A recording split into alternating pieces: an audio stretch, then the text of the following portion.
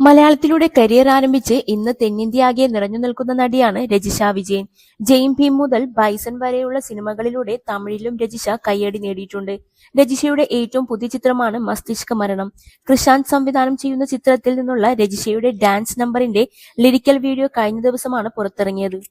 കോമളത്താമര എന്ന് തുടങ്ങുന്ന പാട്ടിൽ രജിഷയെത്തുന്നത് ഇതുവരെ കാണാത്ത രൂപത്തിലും ഭാവത്തിലുമാണ്. രജിഷയുടെ ഗ്ലാമർ മേക്ക് ഓവർ സോഷ്യൽ മീഡിയയിൽ വൈറലായി മാറിയിരിക്കുകയാണ്.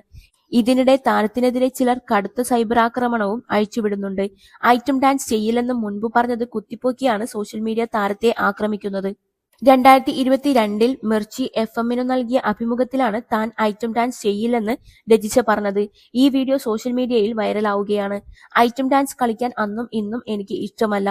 ഐറ്റം ഡാൻസിൽ വരുന്ന പാട്ട്, അതിലെ വരികൾ, വസ്ത്രം, അതിൽ കാണിക്കുന്ന മൂവ്സ്, വെച്ചിരിക്കുന്ന camera angle, zoom in zoom out, wire കാണിക്കുന്നത്, അതിനോടൊന്നും താല്പര്യമില്ല. മനുഷ്യ ശരീരത്തെ ഒബ്ജക്റ്റിഫൈ ചെയ്യുന്ന എന്ത് കാര്യമാണെങ്കിലും അത് ചെയ്യാൻ എനിക്ക് താല്പര്യമില്ല. എന്റെ ബോഡി ടൈപ്പിന് ചേരുന്ന, എനിക്ക് ചെയ്യാൻ പറ്റുന്ന റോളുകൾ മാത്രമേ ചെയ്യുകയുള്ളൂ എന്നാണ് രജിഷ പറഞ്ഞത്. പിന്നാലെ നിരവധി പേരാണ് രജിഷയ്ക്കെതിരെ അധിക്ഷേപവുമായി എത്തിയത്. ചാൻസ് കുറയുമ്പോൾ പലതും മറക്കും, കോംപ്രമൈസ് ചെയ്യും, പൈസ കൂടുതൽ കൊടുത്താൽ ഇവളൊക്കെ എന്തും ചെയ്യും, അത് പിന്നെ കാശിന് കുറച്ചു അത്യാവശ്യമുണ്ടായിരുന്നു, പണത്തിന് മുകളിൽ പരുന്തും പറക്കില്ല, ഇത് ഐറ്റം ഡാൻസ് അല്ല, നാടോടി നൃത്തമാണ്, ഫീൽഡിൽ പിടിച്ചു നിൽക്കണ്ടേ, അന്ന് മദ്യലഹരിയിലായിരുന്നുവെന്ന് പറയാം എന്നിങ്ങനെ പോവുകയാണ് സോഷ്യൽ മീഡിയ പ്രതികരണങ്ങൾ. അതേസമയം താരത്തെ പിന്തുണച്ചും ആളുകൾ എത്തുന്നുണ്ട്. 4 വർഷം മുമ്പ് പറഞ്ഞത് അന്നത്തെ ബോധ്യത്തിൽ നിന്നായിരുന്നു.